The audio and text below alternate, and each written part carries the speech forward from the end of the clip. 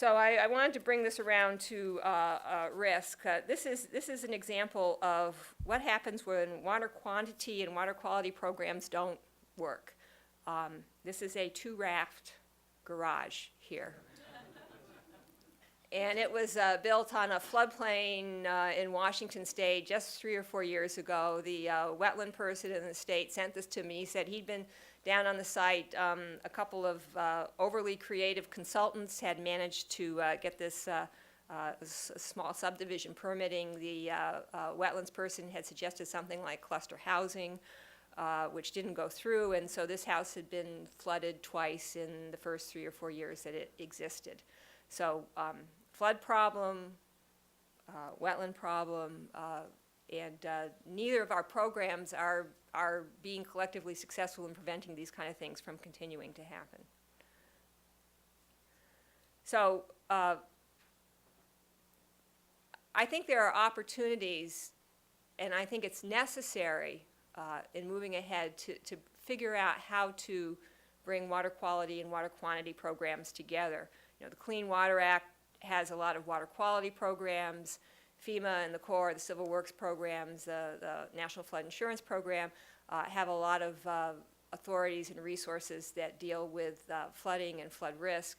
And then you can look down to the state and the local level. But going all the way down through federal, state, and local agencies, rarely do you encounter an agency that deals with both water quantity and water quality on anything more than a narrow basis. Probably the only agency that I would list as dealing a lot with both would be the Natural Resources Conservation Service, which has authorities in both areas and a number of others. But other than that, there's really, I can't think of a federal, state, local agency, maybe local, but that routinely dig and delve deeply into addressing both of these concerns.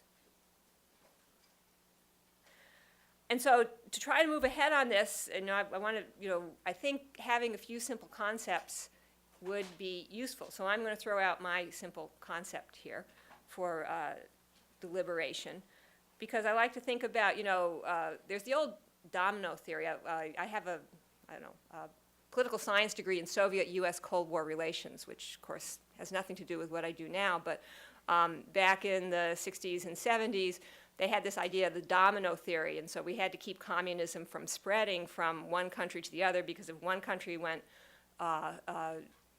turned communist, all the others adjacent ones would just fall like a line of dominoes. Well, that turned out to be wrong, but I have tried to pursue my domino theory in public policy here in the United States, which is the idea that if you can find a few key concepts to pursue relentlessly, that the other policies will fall into place. And so my thought here is that if we provided incentives, we started providing incentives and redirecting incentives to projects, whether they're civil works projects with the new principles and standards, or they're NOAA projects, or whatever they are, that we provide higher levels of cost share for more services, then I think that would direct projects and the kinds of projects we do away from single-purpose projects and to multiple-purpose projects, which would, I think, have to be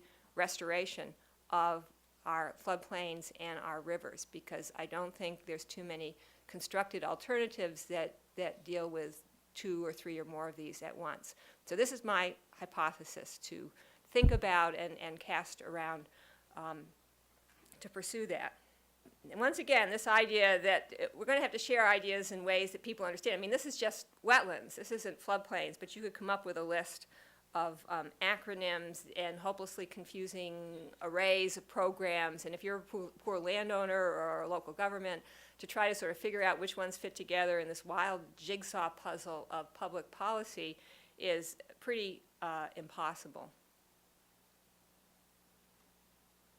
So an example of my domino theory, just to talk about how it was used in the past. I got the 1996 Farm Bill, created the Wildlife Habitat Incentives Program, and so this was a $7 million a year program, and we got $45 million for 7 years, which was 2 projects per county per year. So that program was going to die. You know, there was just absolutely no way you could run out a program that small and have it be anything but kind of a token program. So in putting together, now this program is, I don't know, it's 65, 70, 80 million dollars a year. So we made it through that first farm bill, but one of the things that we did was when we put the program together, you know, there's this idea of having multiple partners and doing projects for multiple reasons. We said that we would give more money to the state NRCS offices that could demonstrate that they had, in developing their wildlife goals for the state, had partnered with existing state wildlife programs, the other people that we knew had already spent a lot of time on figuring out what the wildlife needs were in the state, so there wouldn't be, you know, reinventing the wheel with something new, and it would bring more resources. It would also, by encouraging and creating a very significant incentive, it meant that while we were sending money out to the states, we were also building our advocate group for the next farm bill. So it served two purposes. One is, well, we saved money because we didn't have to go figure out what the wildlife priorities could be. Two is because all those groups benefited from the Wildlife Habitat Incentives Program, when the next farm bill came around, there would be a bunch of people lining up, more than 2 people per county around the country, to try to make sure that that program continued to exist and that in fact the funds were increased. And so I think that there are opportunities to do things like that. There's also different kinds of easement programs that we haven't thought about. And in Montana, they're rolling out a stream migration easement program. They know their streams are going to migrate back and forth across the floodplain, and so they have an easement program to provide an incentive, some compensation for landowners to allow that erosion to take place. And finally, back when I worked for the Wisconsin DNR on, I didn't write the 208 plan or the Green Bay Remedial Action Plan. I was a very minor player in both of those things. But there was something called sewer service areas in Wisconsin at that point in time, and essentially what happened is when the state went in with the Regional Planning Commission and approved a regional plan for community, they said, well, if it's a wetland, you can't have sewer there. And so the critical areas, wetlands and other critical areas, were not sewered. And so that meant that if you were going to build a house in the wetland, you were going to have to put in a holding tank or something equally unappealing. And so it was a way, it was a disincentive to building in wetlands.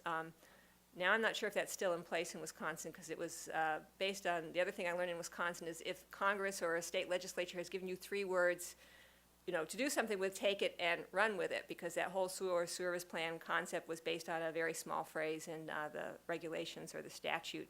And we're not quite sure whether it would stand up over time. But it was, there are opportunities to incorporate into planning these kinds of concepts that will help to build smarter, wiser use of our floodplains and wetlands around the country.